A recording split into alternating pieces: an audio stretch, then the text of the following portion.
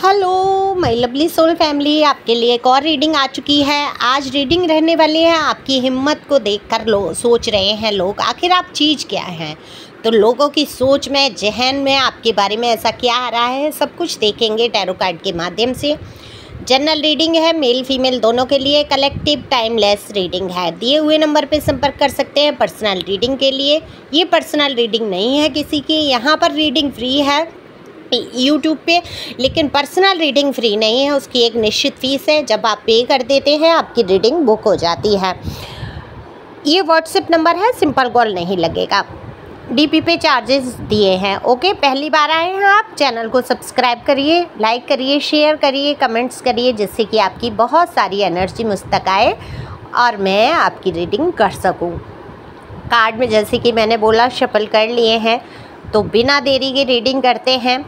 अगर मैं बात करूं आपकी एनर्जी यहाँ पर देख लेते हैं क्या है। तो आपकी हिम्मत की अगर मैं बात कर रही हूँ यहाँ पर रीडिंग में आज की, तो हिम्मत तो आपने हमेशा से रखी है।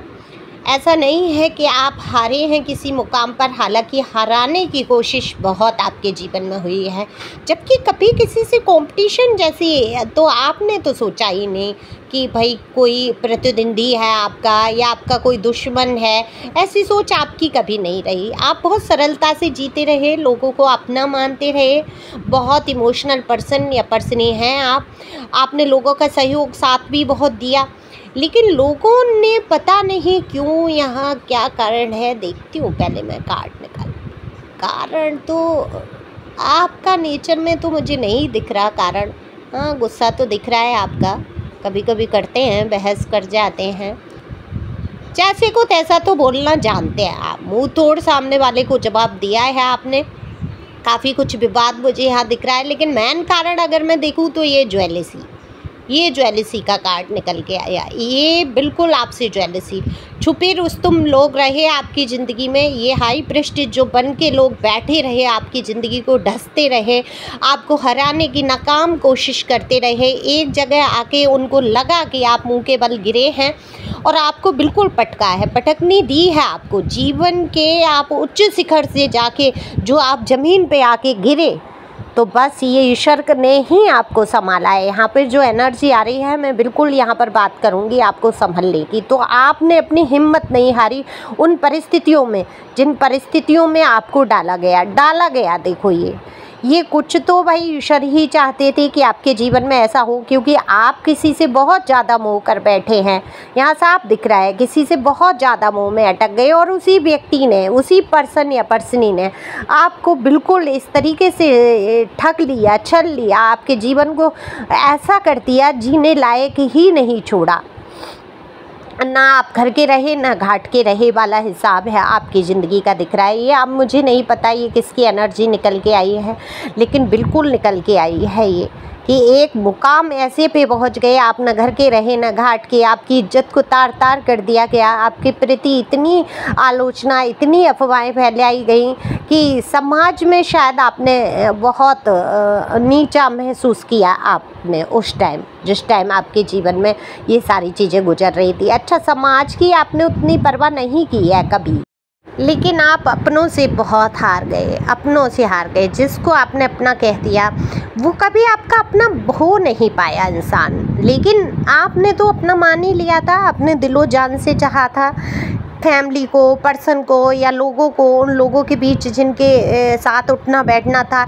ये लोग ऐसे थे कि ये बहुत छुपे रुस्तम, हाई प्रेस्टीज की एनर्जी आ जाती है। इधर मदर का भी इशू दिखता है। अगर आपके रिलेशन में ये सब घाव आपने प्राप्त किए हैं, तो यहाँ पर मदर की एनर्जी है। अब ये आपकी मदर हो सकती है, पर मुझे नहीं दिखता। मुझे ये लगता है आपके पर्सन या पर्सनी की मदर हैं, जिन्होंने बहुत छुपे रुस्तम तरीके से आपके रिश्ते को बिल्कुल कहूँगी कैंची से काट दिया है। ये देखो, ब्लैक मैजिक की भी यहाँ एनर्जी है, तो ब्लैक मैजिक के द्वारा भी हुआ है आपके रिश्ते में। कटआउट दिख रहा है किसी स्त्री की, वो भी बड़ी उम्र की महिला की यहाँ एनर्जी है, जो अपने स्वार्थ में लिप्त होके यहाँ पर आपके रिश्ते को ख़त्म किया गया है। लेकिन मैं तो ये कहती हूँ, ठीक है, ईश्वर पे छोड़ दो। आप उस चीज़ को लेकर बैठे ही मत रहो, दिल को छोटा ना करो, क्योंकि दिल तो आपका बहुत दुखा है। 3 ऑफ सोर्ड्स बता देता है दिल पे इतनी तलवारें चली हैं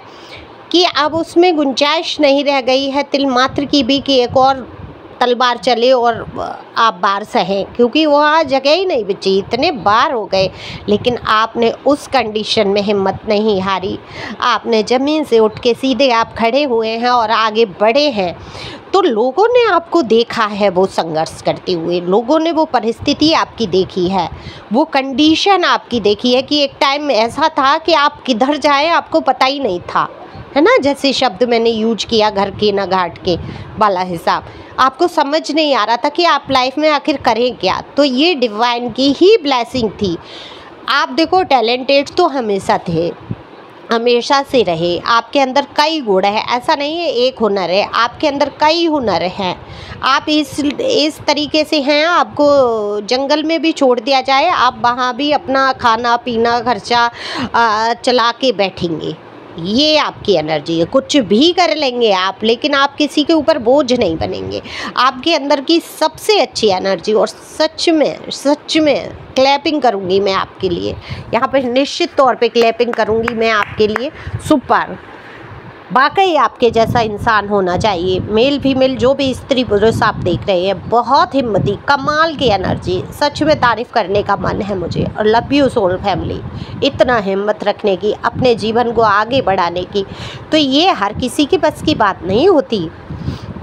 तो लोग सोच रहे हैं आखिर आप चीज़ क्या है ऐसी, आपके अंदर ऐसा क्या है, आप कैसे परिस्थितियों से बाहर निकल पाते हैं, कैसे आप पागल नहीं हुए, आप कपड़े नहीं फाड़ने लगे, आप ईंटें पत्थर नहीं फेंकने लगे, आपने एक अपना मुकाम हासिल किया। हो सकता है आपने कोई काम ऐसा किया हो जिसमें आपका नाम हो रहा हो, लोग आपको पहचान रहे हों, या कोई कार्य क्षेत्र में आप इतना आगे बढ़ रहे हों, या आपने दोबारा से अपना घर गृहस्थी सब जमा के और जो शुरुआत की है और बिल्कुल अकेले, है ना। ये गजब की एनर्जी है। अकेले आदमी घबराता है, जैसे कहने लगते हैं अरे मैडम अकेले कैसे रहेंगे हम, अरे नहीं हमें तो वो पर्सन चाहिए, पर्सनी चाहिए, अरे अकेले नहीं कट पाती है गुजारा, नहीं, क्यों नहीं कट पाती है अकेले टाइम ईश्वर आपको इसीलिए देते हैं कि आप अपने आप को समझ पाएँ, अपने अंदर झांक पाएँ और ईश्वर से कनेक्ट हो पाएँ। जिस उद्देश्य से आप आए हैं इस पृथ्वी पे, ईश्वर ने आपको भेजा है, किसी न किसी उद्देश्य को लेके भेजा है, उसको समझ पाएँ, लाइफ पर्पज को समझ पाएँ, ईश्वर से कनेक्ट हो पाएँ, अपनी मुक्ति का मार्ग ढूंढ पाएँ। अब इसी में आप अगर प्रपंच में माया में, ये तो माया योग है ना, खुली आंखों से सपना देख रहे होते हैं हम एक घर का, परिवार का, रिश्ते का, नाते का, तो वो ठोकर अगर नहीं लगेगी तो खुली आंखें भी आपकी बंद आंखों के समान हो जाएंगी ना। तो ईश्वर ने आपको जो खुली आंखों से सपना आप देख रहे थे उससे भी जगाने की कोशिश की है कि ये संसार जो है मात्र एक सपना है। ये हम सुनते कई बार हैं, ग्रहण करते कई बार हैं। जब कहते हैं ना किसी की मृत्यु हो जाए तो शमशान की यात्रा में बहुत ज्ञान उपजता है इंसान को, और जब हम वेद पुराण पढ़ते हैं या ज्ञान की बातें सुनते हैं तब बहुत ज़्यादा ज्ञान उपजता है। और जैसे ही पुस्तक बंद, ज्ञान खत्म, जैसे ही शमशान से घर आए ज्ञान खत्म, फिर होती है माया का योग शुरू हो जाता है, माया हमारे ऊपर हावी। तो माया को दूर करने के लिए ये तो कृपा कहो, आप ईश्वर को धन्यवाद कहो, प्रणाम करो उनको कि हे ईश्वर आपका लाख लाख धन्यवाद। मैं तो इस प्रपंच में फंसा रहता या फंसी रहती, मैं कभी असलियत के जीवन की नहीं जान पाती। तो लोगों की जो पहचान आपने की है इस बीच, आप देखो बहुत भोले वाले इंसान थे, बहुत सच्चे दिल से आपके साथ फ्लर्ट हुआ, रिश्तों में आपने ऐसे बुरे रिश्तों में अकेले के डर, जीना कैसे अकेले में जी पाऊँगा, जीऊँगी, ऐसे सोच के आप अपने आप को खुद ही दुश्मनों से घेरे रखा और अपने आप को बांधे रखा, है ना। और कितने लोग छुपे रुस्तम, कितने लोग पीठ पे वार करते रहे आपके साथ, कितना बुरा बर्ताव, कितना जो सहन किया आपने, जो सच में जो कष्ट, जो एक टाइम ऐसा था आपकी आंखों में पट्टी बंध गई थी, आप दुश्मनों को ही अपना सोच रहे थे और वो दुश्मन आपको चारों तरफ से घेर के खड़े थे आप पे वार करने के लिए। आपने उन हालातों का सामना किया है जिनमें अच्छे हार जाते हैं, तो यहाँ पर आपकी लोग क्यों नहीं चर्चा करेंगे, बिल्कुल सोचेंगे कि आखिर आप चीज़ क्या है। आप पर क्यों कहते हैं ना, जैसे सर्दी गर्मी बरसात का एक संत के ऊपर कोई असर नहीं होता। आपने देखा होगा जैन समाज बड़ा पूजनीय आदरणीय, जैन समाज के जो साधु संत होते हैं उन देखो वो बिल्कुल नंग नमस्ता में, बिल्कुल उनके दिगंबर बोला जाता है, उनके शरीर पे एक वस्त्र भी नहीं होता, पूरा मोह त्याग देते हैं संसार का। और उन पे देखो क्या सर्दी नहीं होती क्या उनके लिए क्या गर्मी नहीं होती क्या। तो ये जो अटल विश्वास है, जो उन्होंने सर्दी गर्मी को सहन करना सीख लिया है, सुख दुख मोह माया को सबको त्याग दिया है, वो देखो वो हैं दिगंबर जाके, है ना। समाज कोई भी हो, एक उनका बता रही हूँ कि कितनी ऐसे ही देखो आप अघोरी लोग होते हैं, कहाँ पर्वत पे कहाँ जाके बर्फ़ में बैठे तपस्या कर रहे होते हैं, ईश्वर के ध्यान में मगन होते हैं। तो कुछ ना कुछ उसी लहजे में आप अब इन चीज़ों से बहुत ऊपर उठ चुके हैं, आप पर फर्क नहीं पड़ता। अब दुख आए सुख आए, आपने एक मजबूत कमर कसी है कि आप मुझे डट के मुकाबला करना है, अपने जीवन को अपने तरीके से जीना है, सुचारू रूप से चलाने की कोशिश करते हैं आप। और लोग आपको देखकर बहुत आश्चर्य करते हैं, आपकी हिम्मत की दाद देते हैं, क्योंकि गजब की एनर्जी है भाई, क्यों नहीं सोचेंगे ऐसी क्या चीज़ है। और दूसरा सबसे बड़ी बात है, हिम्मत आपके अंदर आती तब है जब ईश्वर आपको थामते हैं, आपके ऊपर विपत्ति आती तब है जब ईश्वर आप पर कृपा करते हैं। और क्या होता है, बहुत सारे लोग ईश्वर को ही गालियाँ देते, कहते हैं भाई हमें ऐसी कृपा नहीं चाहिए, हमें तो अपना पर्सन चाहिए, हमें तो अपनी पर्सन ही चाहिए। वो कांच मांग रहे होते हैं जो एक झटके से टूटने वाला होता है, कब ठोकर लगी कब प्राण चले गए पता नहीं, उसको मांग रहे होते हैं जो स्थायी है। ईश्वर आपको क्या दे रहे होते हैं, परमानंद, बिल्कुल आनंद में पहुंचाना चाहते हैं। कर्तव्य करो, कर्म करो, पर्सन को भी देखो, पर्सनी को भी देखो, लेकिन ईश्वर के ध्यान में भी मग्न रहो। जो आपके लिए अच्छा होगा वो ईश्वर करेंगे ही करेंगे।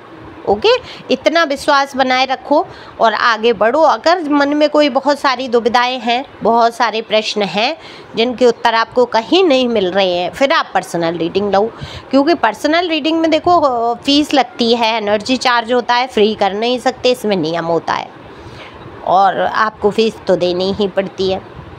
तो यहाँ पे पर्सनल रीडिंग आप बहुत आवश्यकता हो तो करा सकते हैं।